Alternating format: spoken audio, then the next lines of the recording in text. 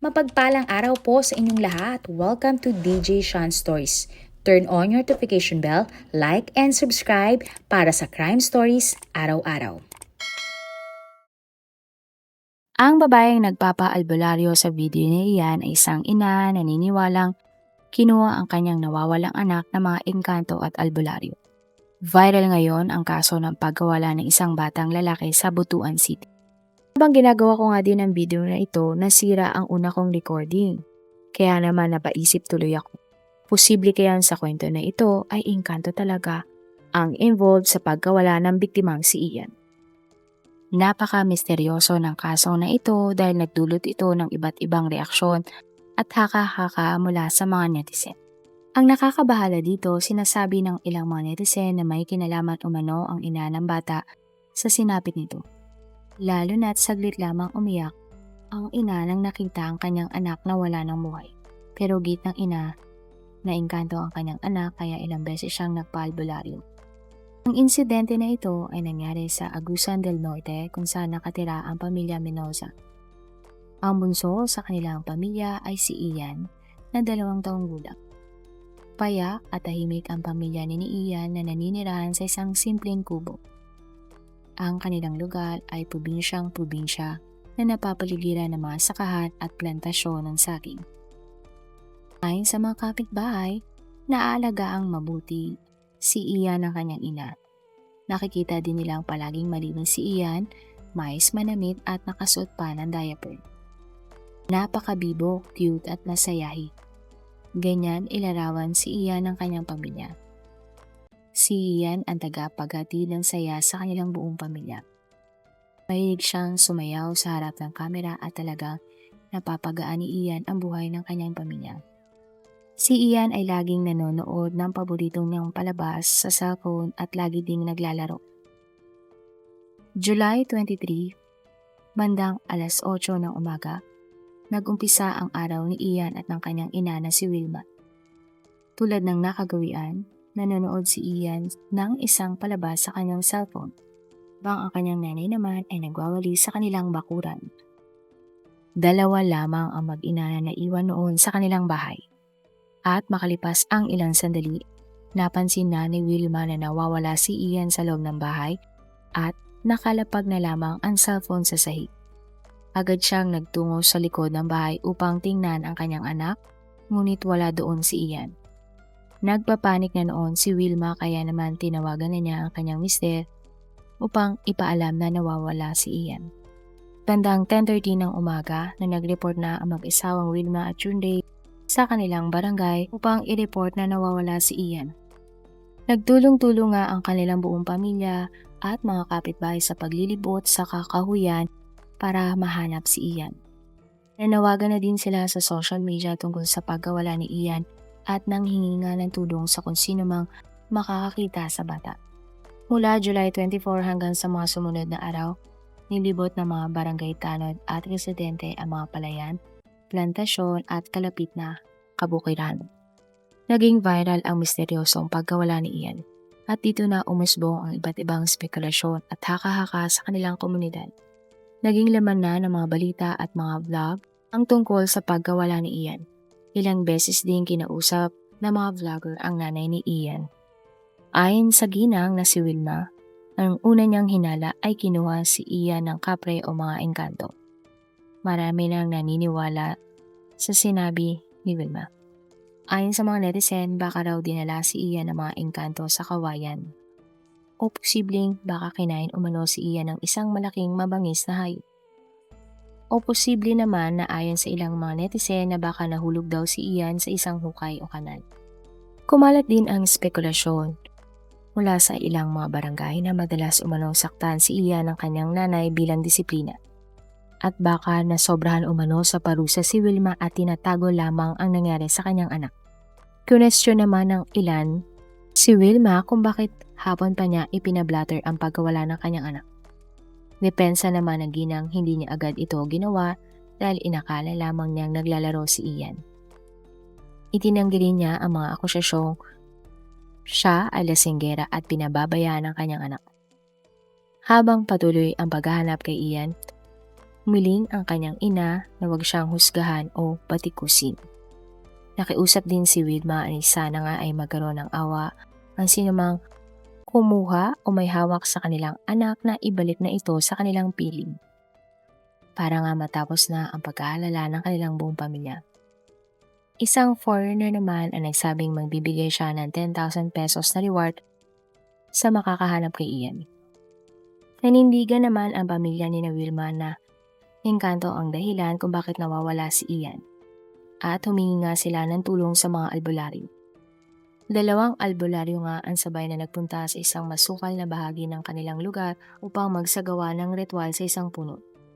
Ayon sa mga albularyo, kinuha umano ng kapre si Ian upang dalhin at gawing prinsipe sa kanilang mahiwagang kaharian. Nag-alay pa umano sila ng 6 na manok bilang sakripisyo o pamalit kay Ian. Pinatulo nga ang dugo ng manok sa puno at nagsaboy ng maraming asin. Nagdasal din ang albularyo habang nakahawak sa puno. Iba't ibang orasyon din ang ginawa kay Wilma ng albularyo. Tinawag din ng albularyo ang iba't ibang santo upang bigyan sila ng gabay upang ituro kung nasaan si Ian. Sinabi nga ng albularyo na itinali daw umano si Ian ng isang elemento upang hindi na ito makauwi sa kanyang pamilya. Dagdag pa ng albularyo, may nakita din siyang isang demonyo na may hawak umano kay Ian habang siya ay nagtatawas. Marami naman ang napataas ang kilay sa ginawa ni Wilma at ng kanyang pamilya. Ayon sa ilang mga netizen, bakit mas inuuna pang makipag-ugnayan ni Wilma sa mga albularyo at vloggers kaysa makipagtulungan sila sa mga otoridad. Base sa mga balita, kapag pumupunta ang mga pulis sa bahay ni Wilma at Hyundai, tila nagtatago ang ginang. Pero kapag media o vlogger umano ang gustong kumausap kay Wilma, agad itong lumalabas. Paulit-ulit daw na nagpupunta ang mga kapulisan upang kunan ng salaysay si Wilma, subalit tila umiiwas ito sa otoridad. Tuwing gabi naman nagsisindi ng ilaw ang pamilya ni Ian at nag-iingay gamit ang takip ng kaldero sa paniniwalang kinuha ng kapre si Ian. Ayon sa kapitbahay at pamilya ni Ian, sa pamamagitan ng pag-iingay at paulit-ulit na pagtawag sa pangalan ni Ian, makakabalik ito sa kanilang piling. May mga tarot card reader naman na nag-post sa kanilang reading tungkol sa pagkawala ni Ian. Ayon sa isang babae, tao raw umano ang kumuha kay Ian at hindi elemento. May kinalaman din daw ang pera o may inutusang umano na kunin si Ian kapalit ng pera. Sinabi din ng card reader na 2 ang tumangay kay Ian habang ang isa naman ang nagsilbing lookout. Pero wag daw mag-alala ang mga magulang ni Ian dahil makakabalik ito at maayos ang magiging kalagayan. Ayon naman sa isang tarot reader, kinuha umano si Ian ng isang elemento at dinala sa isang dimensyon. At kung sakali daw na hindi na makalabas pa si Ian sa dimensyon na ito, maaari daw matagpuan si Ian sa tapat ng punong kabayan, subalit may posibilidad na wala na itong buhay. Nag-livestream naman ang tinaguriang batang healer, La Zamboanga del Sur na si Novem. Siya ay nagbigay ng kanyang sariling pahayag o hula tungkol sa pagkawala ni Ian. Ayon kay Novem, tao ang may kagagawan sa pagkawala ni Ian at huwag isisi sa mga engkanto ang nangyari. Sinabi din niya na wala na itong buhay at tinago ito sa isang lugar. Ayaw na daw sana ni Novem na makialam sa issue, subalit marami sa kanyang followers ang nagre-request na magbigay ng kanyang vision sa pagkawala ni Ian. Ayon pa kay Novem, ang mga gawa o may kinalaman sa nangyari kay Ian ay ang mismong kapamilya o kasama niya sa bahay. At dahil sa iba't ibang spekulasyon hinggil sa pagkawala ni Ian, maraming netizen ang nabahala kung nasaan na ba ito. Samantala, nagpatuloy pa din naman ang paghahanap sa bisik. At July 29, 2026, nang natagpuan na si Ian subalit kalunos-lunos na ang kanyang sinapit. Isang landowner na papunta sa kanyang sagingan ang nakatuklas sa libid. Ayon sa lalaki, habang siya ay naglalakad, napansin niya ang masangsang na amoy. Hanggang sa makarating nga siya sa isang masukal na kanal at nakita ang labi ni Ian. Agad namang nagtungo sa nasabing lugar ang mag-asawang Wilma at Julie. At nang lapitan na ni Wilma ang labi, napahagulgol na lamang siya dahil ang biktima ay walang iba kundi ang nawawalang niyang anak na si Ian. Agad siyang inawat ni Juney dahil pinipilit ni Wilma na lapitan pa ang labi. Ang labi ay positibong kinilala ni Wilma dahil sa suot nitong damit. Ang lokasyon ay tinatayang 5 kilometro ang layo mula sa bahay ni na Ian at kailangan pang tumawid ng 2 bundok upang marating ito.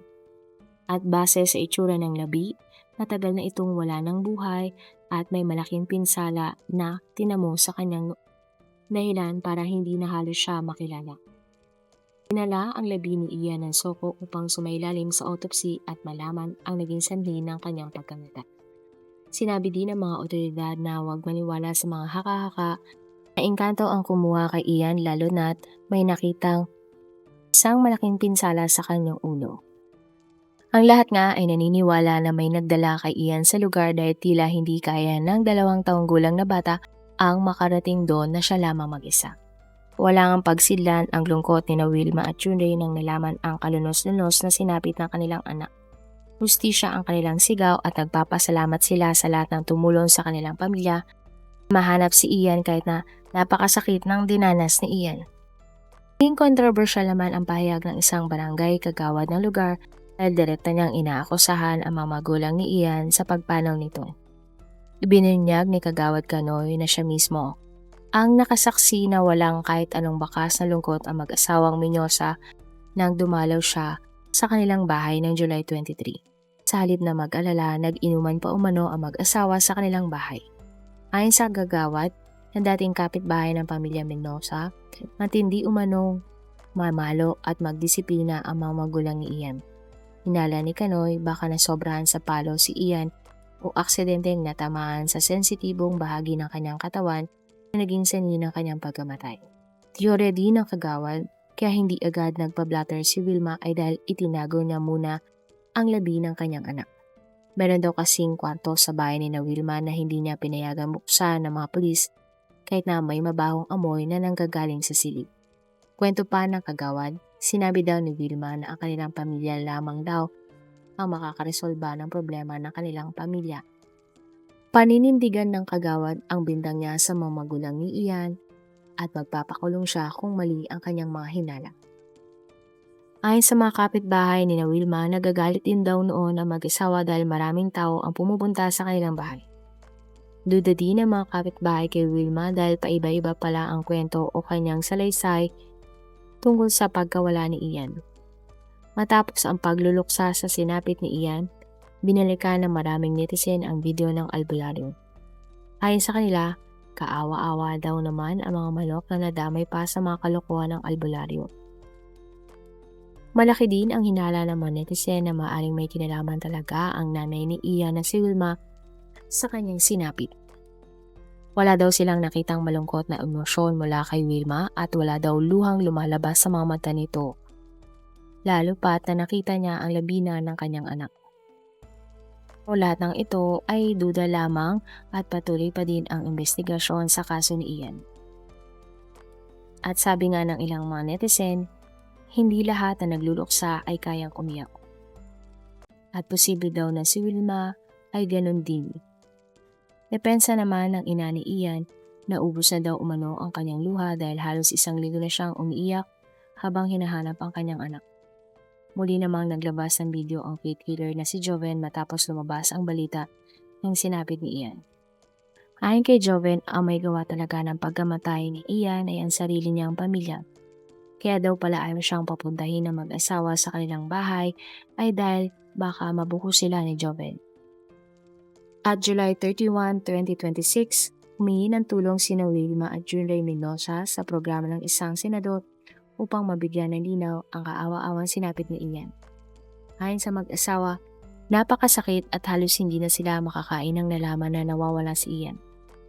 Sinabi din ni Wilma na naniniwala siyang may nagmamanman kay Ian at sa kanilang pamilya. Is na nagtaka nga si Wilma kung bakit bigla na lamang nawala ang kanyang anak sa loob ng kanilang tahanan. Para kay Wilma, imposibleng magpuntang mag-isa si Ian sa isang liblib na lugar kung saan siya nakita dahil malayo ito sa kanilang bahay. Bigo naman siyang magbigay ng impormasyon kung sino ang naiisip na nagmamanman sa kanilang pamilya. Ayon sa mga pulis, nagtanong-tanong na sila sa buong barangay kung narinig ba nilang sinasaktan ang biktima ng kanyang mga magulang. pero wala nagsabi na napansin lang hindi maganda ang trato ng mag-asawa kay Ian. Wala din silang record ng pananakit o kahit anumang kaso. Nasabi din sa programa na walang na-recover sa crime scene na bagay na pinaghihinalaang ginamit sa krimen.